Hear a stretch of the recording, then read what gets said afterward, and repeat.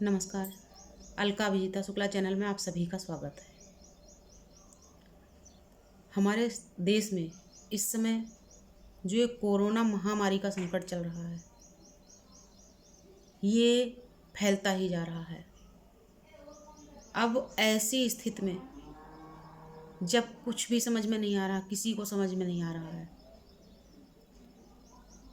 तो ऐसी स्थिति में सुंदरकांड का पाठ करना बहुत ज़्यादा लाभदायक है।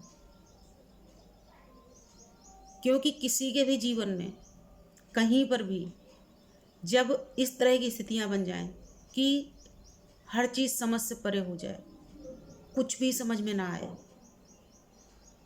मुसीबत पहाड़ जैसी लगने लगे, तो उन परिस्थितियों में सुंदरकांड का पाठ करना परम लाभकारक है। क्योंकि ये तो हमारे हिंदू धर्म के लगभग सभी लोगों ने अपने जीवन में कभी ना कभी जरूर महसूस किया होगा कि जब हम किसी बड़ी मुसीबत में होते हैं, हमें कोई सहारा नज़र नहीं आता, कोई रास्ता नज़र नहीं आता, कुछ समझ में नहीं आता। उस समय यदि हम सुंदरकांड का पाठ करते हैं तो हमें रोशनी की कोई ना कोई किरण जरूर नज़र आती है।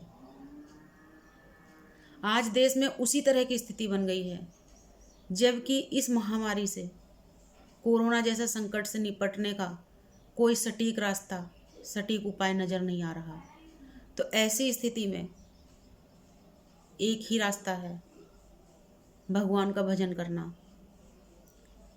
और जब हम भगवान का भजन कर ही रहे हैं, तो यदि हम थोड़ा सा समय निकालकर सुंदरकांड करें तो ये अत्यंत लाभकारी होगा।